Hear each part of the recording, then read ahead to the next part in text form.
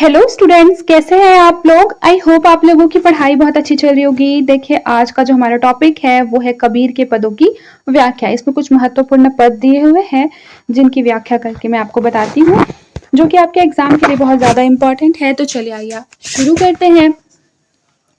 सबसे पहला पद है कि लोकामती के भोरारी, जो काशी तन तजय कबीरा, तो राम ही कहानी होरा रे। तब हम वैसे अब हम ऐसे, इहे जन्म का लाहारे। राम भक्ति परी जाको हित चित, ताको अचिरज कहारे। गुरु प्रसाद साध की संगति, जन जीते जाई जुलाहारे। कहे कबीर सुन हुरे संतो, भ्रमी परे जिनी कोई रे। जस काशी तस मगहर, ऊसर हृदय राम सती होई रे। अब आइए इसका अर्थ देखते हैं। देखिए, यहाँ पर लिखा हुआ प्रसंग में कि कबीरदास ने भ्रम एवं अंधविश्वास को दूर करने का अथक प्रयास किया है। कबीरदास लोक में व्याप्त इस प्रकार के अंधविश्वास का निवारण करते हुए ईश्वर भक्ति को ही स्वर्ग प्राप्ति का साधन मानते हैं। व्याख्या में क्या लिखा है कि कबीरदास जी कहते हैं कि इस संसार के लोग बुद्धि के कितने भोले हैं। वे समझते हैं कि काशी में मरने से हमें स्वर्ग की प्राप्ति हो जाएगी। यदि काशी में मरने मात्र से हमें मोक्ष मिल जाता तो राम भक्ति करने की, उसकी कृपा याचना की आवश्यकता ही हमें क्यों पड़ती। ऐसा कबीरदास जी कह रहे हैं। फिर देखिए, स्वर्ग नरक की बातें किसी विशेष स्थान पर मरने से नहीं जुड़ी हुई है। मोक्ष की प्राप्ति ईश्वर के प्रति सच्चा अनुराग रखने, उस पर अटूट आस्था एवं विश्वास रखने से होती है। फिर देखिए, जिस मनुष्य के हृदय में ईश्वर की सच्ची भक्ति का वास हो जाता है, उसके हृदय में कोई संदेह की गुंजाइश ही नहीं रहती। जीवन का सच्चा अर्थ ईश्वर की भक्ति करना ही है। ईश्वर भक्ति गुरु कृपा एवं साधु संगति से ही प्राप्त हो सकती है। मतलब यहाँ पे कबीरदास जी कह रहे हैं, या तो गुरु की कृपा आप पर होगा तभी आपको ईश्वर मिलेंगे, या फिर आपकी जो संगति होगी वो काफी अच्छे लोगों से होगी, तब भी आपको ईश्वर मिल सकते हैं। लिखा है, गुरु के दिए हुए ज्ञान से व्यक्ति की धारणा ही बदल जाती है। जिसे भी गुरु का ज्ञान प्राप्त हो जाता है, उसके सारे भ्रम अंधविश्वास क्या हो जाते हैं, खंडित हो जाते हैं। कबीरदास जी कहते हैं कि जैसे जल ढुलक कर जल में मिल जाता है और उसमें एकाकार हो जाता है, उसी प्रकार जुलाहा कबीर भी उसी परमात्मा में एकाकार स्थापित कर लेता है। कबीर कहते हैं कि जिसका चित्त राम में रम जाता है, उसके लिए अद्वैत स्थिति को प्राप्त करना कोई आश्चर्य की बात नहीं। अद्वैत का मतलब होता है एक, मतलब कोई दो नहीं, केवल एक। कबीर ने गुरु कृपा एवं साधु संगति से संसार पर विजय प्राप्त कर ली है, सांसारिक मोह माया से बच गया है। कबीरदास जी कहते हैं कि हे संतो सज्जन सुनो, भ्रम में कोई भी न पड़ना, क्योंकि काशी में मरने से ही स्वर्ग की प्राप्ति हो जाएगी, ये ऐसा सत्य नहीं है। क्योंकि जैसा काशी है वैसा ही मगहर है, दोनों में कोई भेद नहीं। राम के प्रति सच्ची भक्ति से ही ईश्वर की प्राप्ति हो सकेगी, ऐसा कबीरदास जी कह रहे हैं। आई होप कि आपको समझ में आया होगा, और काफी इजी पंक्ति भी था। जब हम इसके पंक्ति जो है पढ़ रहे थे तभी हमें इसका अर्थ पता चल जा रहा था। आगे देखिए, विशेष में क्या लिखा है। विशेष में लिखा है कि कबीर ने पद की द्वितीय पंक्ति में व्यंग करते हुए अंधविश्वास का खंडन किया है। आत्मा परमात्मा के एकीकरण के लिए उन्होंने जल को क्या बनाया है, एग्जाम्पल बनाया है। देखिए, लिखा है, मोक्ष के लिए गुरु कृपा साधु संगति हरि भजन को उन्होंने आवश्यक बताया है। द्वितीय पंक्ति में वक्रोक्ति अलंकार है, चतुर्थ पंक्ति में उदाहरण अलंकार है। कबीर का कहना है कि जब तक मनुष्य बाह्याचारों में उलझा रहेगा तब तक उसे ईश्वर की प्राप्ति संभव नहीं है। फिर देखिए, साधु की संगति पर कबीरदास जी का यह दोहा प्रचलित है। वे कहते हैं, कबीर संगति साधु की कदे न निर्फल होई। मतलब कि अगर संगति हमारी जो है वो अच्छी है तो उससे कुछ ना कुछ क्या होता है, अच्छा परिणाम ही मिलता है, बुरा परिणाम नहीं मिलता। फिर देखिए, पद संख्या दूसरा है कि पूजा सेवा नेम व्रत, गुड़ियन का सा खेल। जब लग पीयू पर से नहीं, जब लग संशय मेल। जाति ना पूछो साधु की, पूछ लीजिए ज्ञान। मोल करो तलवार का, पड़न रहन दो म्यान। हस्ती चढ़िए ज्ञान का, सहज लुचीला डारी। स्वान रूप संसार है, भूकन दे झक मारी। देखिए, यहाँ पर कबीरदास जी कह रहे हैं कि पूजा सेवा नियम व्रत आदि ब्रह्मचारों को बाह्यचारों को व्यर्थ माना जाता है। क्या माना जाता है? व्यर्थ माना जाता है, यानी यह बाह्य की चीजें हैं। उनका मानना है कि ईश्वर इन बाह्यचारों से प्रसन्न नहीं होता। ईश्वर को प्राप्त करने के लिए सहज भक्ति, ज्ञान, सत्संग का विशेष महत्व होता है। फिर व्याख्या में लिखा है, कबीरदास जी कहते हैं कि ईश्वर बाह्यचारों, पूजा, सेवा, नियम, व्रत आदि से प्रसन्न नहीं होता। ये सब गुड्डे गुड़ियों का खेल है। इन बाह्यचारों से भी कुछ भी हाथ नहीं लगेगा। जब तक ईश्वर के लिए सच्ची भक्ति व अनुराग न हो, सब व्यर्थ है। कबीरदास जी कहते हैं कि साधु की जाति पूछने की क्या आवश्यकता है, वह किस जाति, समुदाय या मजहब का है, इससे क्या लेना देना। जाति तो बाह्य आचरण है। साधु के बारे में महत्वपूर्ण जानने योग्य बात उसका अमूल्य ज्ञान है। ठीक उसी तरह जैसे तलवार की अपनी एक कीमत होती है, उसकी म्यान की कीमत नहीं होती। जाति को महत्व देना तो म्यान को महत्व देने के समान है। मान लीजिए तलवार जिसमें रहती है, म्यान मतलब तलवार जिसमें रहती है, ठीक है, तो मूल तो तलवार का है ना, म्यान का थोड़ी है। लड़ाई बताइए म्यान से लड़ी जाती है या तलवार से? तलवार से लड़ी जाती है। तो तलवार जितना अच्छा होगा, मजबूत होगा, तलवार में धार जितनी सही होगी, तो आपकी जीत निश्चित होगी। म्यान से उस पर कोई फर्क नहीं पड़ेगा। देखिए लिखिए, तृतीय साखी में कबीरदास जी कहते हैं कि ज्ञान रूपी हाथी पर सहज साधना का दुलीचा डालकर उसी हाथी की सवारी पर निकल पड़ना चाहिए। इस स्वान यानी कुत्ते रूपी संसार के भौंकने की कोई परवाह नहीं करनी चाहिए, अर्थात ज्ञान और भक्ति के पथ पर चलते हुए दुनिया की किसी आलोचना के प्रति निश्चिंत रहना चाहिए। सांसारिक लोग तो कुत्ते की तरह भौंकते रहते हैं, परंतु हाथी मदमस्त होकर निकल जाते हैं। वे कुत्तों की परवाह नहीं करते। इसी प्रकार सांसारिक लोगों की परवाह किए बगैर हमें अपने सत्य के मार्ग पर चलते रहना चाहिए। देखिए लिखा है विशेष, कबीर ने जाति पाति, पूजा, सेवा, नियम, व्रत आदि बाह्यचारों का खंडन किया है। दूसरी साखी में दृष्टांत अलंकार का प्रयोग हुआ है, फिर प्रतीकात्मक शैली का प्रयोग हुआ है। तीसरी साखी में रूपक अलंकार है। लोक प्रचलित मुहावरा प्रयुक्त हुआ है कि हाथी चले जाते हैं और कुत्ते क्या करते रहते हैं? भौंकते रहते हैं। इनकी जो भाषा है वो कैसी है? सद्दू कड़ी है। आगे देखिए पद संख्या 163 है कि मेरा तेरा मनुआ कैसे ईक होई रे, मैं कहता हूँ आखिन देखी, तू कहता कागज की लेखी। यानी कि मेरा और तेरा मन एक कैसे हो सकता है? मैं तो कहता हूँ कि आंखों देखी पर बिलीव बेसिकली उनको होता है, और जो दूसरे लोग हैं वो क्या करते हैं? जो कागज पर लिखा हुआ रहता है वेद उपनिषद में, उस पर बिलीव करते हैं। आगे वो कहते हैं मैं कहता सुरझावन झारी, तू राख्य उर्झाई रे, मैं कहता जागत रहियो, तू रहता सोई रे, मैं कहता निर्मोही रहियो, तू हो जाता मोही रे। फिर लिखा है जुगन जगन समुझावत हारा, कहीं न मानत कोई रे, तू तो रंडी फिरे भिहंडी, सब धन डारे खोई रे, सतगुरु धारा निर्बल बाहे, वामे कापा धोई रे, कहत कबीर सुनो भाई साधो, तब ही वैसा होई रे। फिर देखिए प्रसंग में क्या है कि प्रस्तुत पंक्तियों में जो कबीरदास जी है वो अनुभव सम्मत ज्ञान को ही प्रामाणिक मानते हैं। किसे प्रामाणिक मानते हैं? अनुभव सम्मत ज्ञान को, अर्थात वे आंखों देखी पर बात पर विश्वास रखने वाले हैं। शास्त्रों में लिखी गई बातों पर वह विश्वास नहीं करते हैं। देखिए व्याख्या में है कि कबीरदास जी कहते हैं कि मेरा और तुम्हारा मन कैसे एक हो सकता है? दोनों के सोचने और सत्य को समझने और समझाने का जो तरीका है वो अलग अलग है। कबीरदास जी कहते हैं कि मैं तो आंखों से देखे हुए एवं अनुभव किए हुए सत्य की बात करता हूं, जबकि तुम कागज की लेखी अर्थात पुस्तकीय ज्ञान को ज्ञान मानकर चल रहे हो। इस अनुभव साझा के आधार पर मैं सत्य की गुत्थी को सुलझाने वाले वास्तविक ज्ञान से अवगत करा रहा हूं, जबकि तुम इन पोथियों के माध्यम से उसे उलझाने में लगे हो। मैं तो तुम्हें जागृत करने के लिए कहता हूं और तुम शास्त्रों की बातों में आकर सो जाते हो, अतः अपना भला बुरा नहीं देख पाते।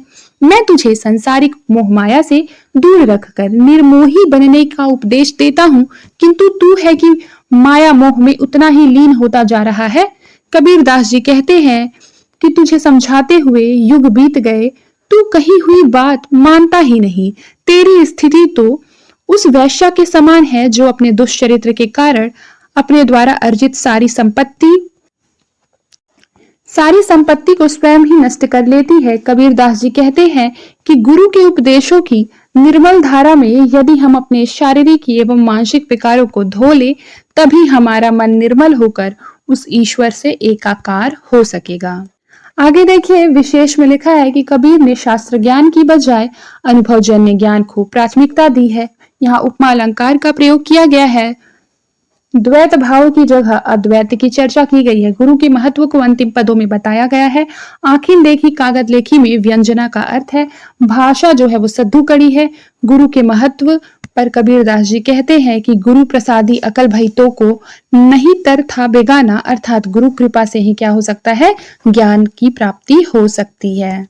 आगे एक पद लिखा हुआ है देखिए आप लोगों का जो नेट में क्वेश्चन आता है वो बिल्कुल इस तरीके से आएगा। ये पद बेसिकली इतना दे देगा या फिर इतना दे देगा, ठीक है, या फिर बीच में से कोई सा भी मान लीजिए उठाकर दे दिया, ठीक है, और फिर पूछेगा कि ये किसका पंक्ति है। तो इसीलिए आपको क्या होना चाहिए, एक दो बार पंक्ति को पढ़ लेना चाहिए ताकि अगर इस तरीके का क्वेश्चन आए तो आपका गलत ना हो। देखिए लिखा है, दुल्हीन अंगिया काहे न धोआई, बालपने की मैली अंगिया विषय दाग परी जाई, बिन धोए पिय रीझत नाही सेज सदेत गिराई, सुमिरन ध्यान के सबू करीले सतनाम दरियाई, दुविधा के भेद खोल बहुरिया मन के मैल धुबाई, चेत करो तीनों पन बीते अब तो गवन न घिचाई, पालन हार द्वार है ठाणे अब काहे पछिताई, कहत कबीर सुनोरी बहुरिया चित अंजन दे आई। आगे देखिए लिखा है, कबीरदास जी जीवात्मा को संबोधित करते हुए कहते हैं कि हे जीवात्मा रूपी दुल्हन, तुमने शरीर रूपी अंग वस्त्र को धोकर निर्मल क्यों नहीं किया? कितनी मलिन है, न जाने कब से इन पर विकारों की जो परत है वो चढ़ी जा रही है, और तो इसमें विषय वासना रूपी दाग भी लग चुके हैं। फिर देखिए, परमात्मा रूपी प्रियतम तभी प्रसन्न होता है जब यह काया रूपी वस्त्र निर्मल होता है। पाप और मलिनता से उसे इतनी घृणा है कि उन्हें तो अपनी शैया से नीचे गिरा देता है। कबीरदास जी जीवात्मा को कहते हैं कि तुझे इस शरीर रूपी वस्त्र की मलिनता को दूर करने के लिए नाम स्मरण एवं ध्यान के साबुन का और भगवान के नाम रूपी जल का प्रयोग करना चाहिए। विषय वासना का मैल कटते ही तेरे मन की सारी दुविधाएं समाप्त हो जाएंगी और सर्वत्र निर्मलता व्याप्त हो जाएगी। तुझे अब तो चेत जाना चाहिए, क्योंकि तेरी तीन अवस्थाएं हैं, बाल्यावस्था, युवावस्था, प्रौढ़ावस्था। ये तीनों ही क्या है, बीत चुकी है। अब तो चौथी अवस्था आ गई है और तेरे जाने का समय भी निकट आ गया है, अर्थात संसार से तेरी विदाई होने वाली है। तेरे पालनहार प्रियतम तेरे द्वार पर खड़े तुझे साथ ले जाने की प्रतीक्षा कर रहे हैं, अतः अब पश्चाताप क्यों कर रही है। आगे विशेष में देखिए, रूपकातिशयोक्ति अलंकार है, अनियोक्ति परक शैली है, दाम्पत्य भाव भक्ति है। ईश्वर को प्राप्त करने के लिए चित्त का शुद्ध होना आवश्यक है। कबीरदास जी की भांति गुरु नानक जी क्या कहते हैं, ये देखिए, ये गुरु नानक जी की पंक्ति है। भरिय मति पापा से संग उह धोवे नावे के रंग, मूत पलीनी कपड़ होए दे साबुन लाइए ओह धोवे, अर्थात मूत से गंदा कपड़ा साबुन से धोते हैं, उसी प्रकार चित्त भी पाप से युक्त है, उसे भी ईश्वर के नाम से ही धोया जा सकता है, ऐसा गुरु नानक देव कहते हैं। आगे देखिए पद संख्या 165 में है, मोरी चुनरी में परी गयो दाग पिया, पांच तत्व की बनी चुनरिया सारे हंसे वद लागे जिया, यह चुनरी मोरे मैके ते आई, ससुरे में मनवा खोए दिया, मली मली धोई दागन छूटे, ज्ञान को साबुन साए पिया, कहे कबीर दाग कब छूटी है जब साहब अपनाए लिया। देखिए प्रसंग में है कि प्रस्तुत पद जीवात्मा और परमात्मा के संबंधों की चर्चा है। जीवात्मा की शरीर रूपी चुनरी में विषय विकारों का क्या है, दाग लग गया है, वह मलिन हो गई है। यह दाग तो तभी छूटेगा जब ज्ञान रूपी साबुन का प्रयोग होगा, जब ईश्वर जीव को अपना लेगा। आगे देखिए लिखा है व्याख्या में कि कबीरदास जी कहते हैं कि मेरे शरीर रूपी इस चुनरी में विषय विकारों के दाग लग गए हैं। यह शरीर रूपी चुनरी पांच तत्वों से जैसे कि पृथ्वी, अग्नि, जल, वायु एवं आकाश से निर्मित है। यह शरीर रूपी चुनरी मायके से आई हुई है, किंतु ससुराल में आकर मैंने वह मन खो दिया है। मल मल कर धोने के बाद भी यह दाग नहीं छूटते। तात्पर्य यह है कि जिस मन को परमात्मा में लगे रहना चाहिए वह विषय विकारों में पड़ गया है और परमात्मा से दूर हो गया है। ज्ञान के साबुन लगाने से काफी मेहनत से धोने पर भी यह दाग नहीं छूटता। कबीरदास जी कहते हैं कि जब परमात्मा जीव को अपना लेगा तो यह दाग क्या है, छूट जाएगा। फिर देखिए विशेष में है कि प्रतीकात्मक शैली का प्रयोग किया गया है, शांत रस का प्रयोग किया गया है, रूपतिशयोक्ति का अलंकार का यूज है। फिर उसके बाद ब्रज भाषा का प्रयोग है, ज्ञान का साबुन में रूपक अलंकार है। पांच तत्व जैसे पृथ्वी, अग्नि, जल, वायु, आकाश की दर्शन एवं गीता में भी चर्चा हुई है। तुलसीदास जी भी पंचतत्व की चर्चा करते हैं, जैसे क्षिति, जल, पावक, गगन, समीरा। पंच रहित यह अधम शरीरा। अब हम लोग अगले पद पर चलते हैं। देखिए कबीरदास जी की अन्य पंक्ति है, तेरा जन एक आध है कोई, काम क्रोध अरुलोभ विसर्जित ये सब तेरी माया, राजस तामस सात्विक तीन्यू ये सभी तेरी माया। चौथे पद को जे जन जिन्हें तिन्ही परम पद पाया, असतुति निंदा आशा छाड़े, तजय मान अभिमाना, लोहा कंचन समीकरी, चंतमणि हरिपद रमय उदासा, तृष्णा मरु अभिमान रहित है रह कहे कबीर सो दासा।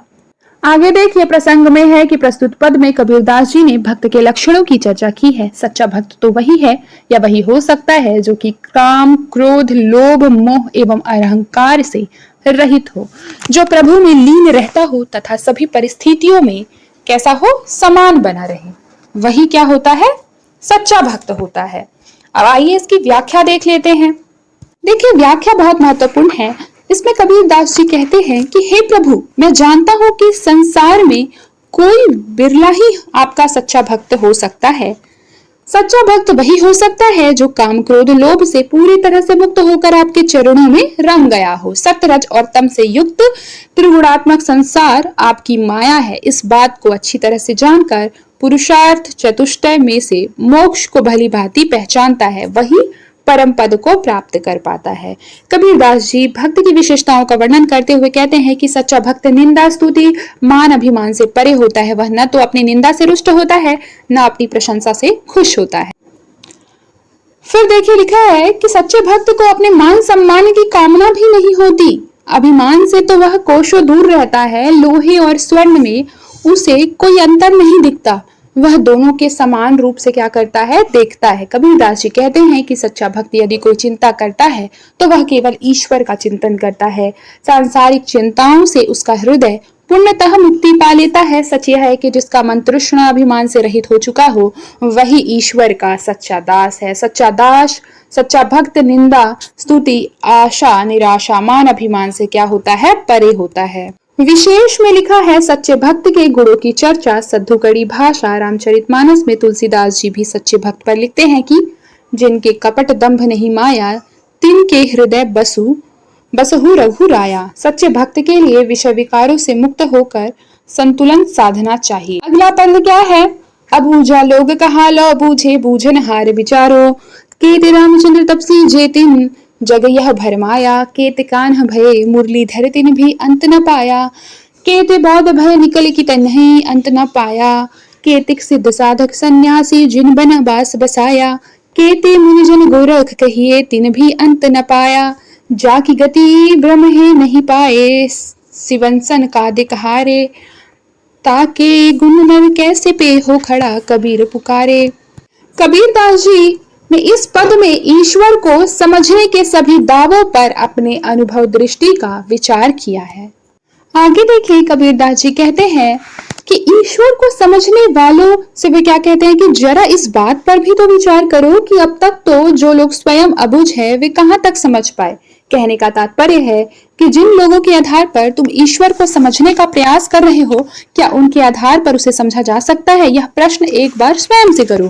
कबीरदास जी स्वयं प्रश्न करते हुए कहते हैं कि क्या उस तपस्वी रामचंद्र के आधार पर समझा जा सकता है जिसके कारण यह संसार अब भी भ्रम में है, या उस मुरलीधर कृष्ण के द्वारा जिन्होंने खुद उसका अंत नहीं पाया।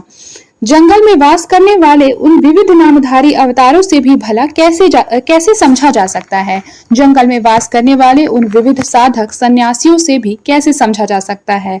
गोरखनाथ आदि विविध मुनिजन को भी तो देखे, लोग क्या उसका अंत प्राप्त कर पाए हैं? यह लिखा है जिसकी गति स्वयं ब्रह्मा भी नहीं जान पाए, शिव सनकादि सब हार मान बैठे हैं, उसका गुण भला मनुष्य कैसे जान सकता है? मनुष्य भी उसके रहस्य को नहीं जान सकता। इसका विशेष है उक्तियां तर्क प्रधान है, सद्धुकड़ी भाषा है, उल्लेख अलंकार का सधा हुआ प्रयोग है। गुरु नानक जी भी कहते हैं कि जति सती सब हारे। फिर देखिए तुलसीदास जी भी लिखते हैं कि वह जाने जेहू देहू जनाई, अर्थात वही जान सकता है जिसे परमात्मा खुद जना दे। कबीर अवतारवाद का खंडन करते हैं। अगली पंक्ति है कबीर की कि साधो देखो जग बौराना, सांची कहो तो मारन धावे झूठ जगपतियाना। हिंदू कहत है राम हमारा, मुसलमान रहमाना। आपस में दो लड़े मरतू हैं, मरम कोई नहीं जाना। बहुत मिले मोही नेगी धरबी, प्राप्त करे स्नाना। आटम छोड़ी पाषाणे पूजे, तिनका थोथा ज्ञाना। आसन मारी दिम्ब धरी, बैठे मन में बहु गुमाना। पीपर पाथर पूजन लगे, तीरथ बर्त भुलाना। माला पहिरे टोपी पहिरे, छाप तिलक अनुमाना। ये पंक्ति जो है काफी बड़ी है। आगे लिखते हैं कि साखी शब्दे गावत भूले, आत्म खबर न जाना। घर घर मंत्र जो देत फिरत है, माया के अभिमाना। गुरुआ सहित शिष्य सब बूढ़े, अंतकाल पछिताना। बहुलक देखे पीर औलिया, पढ़े किताब कुराना। करे मुरीद कबर बतलावे, उन्हू खुदा न जाना। हिंदू की दया में हर तुर्कन की, दोनों घर से भागी। वह कहे जिबहवा झटका मारे, आग दो घर लागी। या विधि हसत चलत है, हमको आप कहावे स्याना। कहे कबीर सुनो भई साधो, इसमें कौन दीवाना। आगे देखिए प्रसंग में है कि प्रस्तुत पद में कबीरदास जी समाज में व्याप्त अंधविश्वास और धार्मिक पाखंडों का खंडन करते हैं। हिंदू एवं मुस्लिम दोनों धर्मों में व्याप्त कुरीतियों एवं पाखंडों को प्रकट करके उन्हें समझाने का प्रयास करते हैं कि राम और रहीम दोनों में कोई तात्विक भेद नहीं है, वे दोनों ही एक हैं, बस दोनों में शब्दगत भेद है। फिर आगे देखिए व्याख्या में है कि कबीरदास जी कहते हैं कि देखो यह दुनिया तो बावली है, जो सच कहने वालों को मारने दौड़ती है और झूठ कहने वालों पर ही विश्वास करती है। हिंदू कहते हैं कि राम उनका परमात्मा है, जबकि मुसलमान रहमान को अपना खुदा बताते हैं। राम और रहीम के इस झगड़े में दोनों आपस में लड़ते हैं, झगड़ते हैं और मर जाते हैं, परंतु इस मर्म को नहीं जानते कि राम रहीम में तो कोई अंतर होता ही नहीं, दोनों एक ही ईश्वर के दो नाम हैं। कबीरदास जी कहते हैं कि मैंने बहुत से नियम धर्म का पालन करने वाले लोग देखे हैं, जो प्रातः स्नान करके अपने को शुद्ध कर लेते हैं, आत्मा में स्थित परमात्मा को छोड़कर पत्थर को पूजते हैं। ऐसे लोगों का ज्ञान कैसा है? थोथा है। बहुत सारे योगी यति आसन लगाकर क्या करते हैं? बैठ जाते हैं, किंतु अपने मन में अहंकार पाले हुए हैं। ऐसे लोगों को भला ईश्वर की प्राप्ति कैसे हो सकती है? आगे वे लिखते हैं, भला पीपल पत्थर की पूजा करने वाले लोगों को या तीर्थ व्रत में लीन रहने वाले लोगों को ईश्वर की प्राप्ति कैसे हो सकती है? बाह्य आडंबरों का प्रदर्शन करने वाले ये साधु सन्यासी ढोंग करते हैं, जो तरह तरह की मालाएं टोपियां पहनते हैं। ये माला तिलक टोपी आदि में ही खोए रहते हैं, साखी शब्द गाना भूल गए हैं। इन्हें अपने भीतर आत्म तत्व की कुछ भी खबर नहीं है। कुछ ऐसे भी गुरु घंटाल हैं जो घर घर घूमकर मंत्र देते हैं। ये सभी स्वयं के माया के वश में हैं। आगे देखिए लिखा है कि अंत काल में इनका हश्र यही होता है कि गुरु एवं शिष्य दोनों डूबते हैं, यानी जिसको ये ज्ञान देते हैं वह भी डूब जाता है और यह खुद भी डूब जाते हैं। बहुत से पीर एवं औलिया भी हैं जो कुरान पढ़ते हैं, परंतु उन्हें भी तत्व ज्ञान नहीं है, वे सभी अज्ञानी हैं। कई अशिक्षित व्यक्तियों को अपना मुरीद बना लेते हैं, परंतु ये लोग अंधकार में भटकते रह जाते हैं। हिंदू और मुस्लिम दोनों में दया एवं करुणा समान हो गई है। मुस्लिम जिबह यानी हलाल के माध्यम से, हिंदू झटका देकर जी हत्या करता है। दोनों के घरों में आग लगी है। ये सब करते हुए भी वो स्वयं को समझदार समझते हैं, स्वयं को चतुर बतलाते हैं। कबीरदास जी कहते हैं कि ये संत कैसे हो सकते हैं? अब आप ही बताओ कि इन दोनों में से कौन पागल है। विशेष में लिखा है कि यहाँ पर पाखंड और आडंबर का विरोध किया गया है। इन सारी पंक्तियों में हिंसा पर कटाक्ष किया गया है। दोनों धर्मों की बुराइयों पर चर्चा की गई है। भाषा इनकी सद्दू कड़ी है।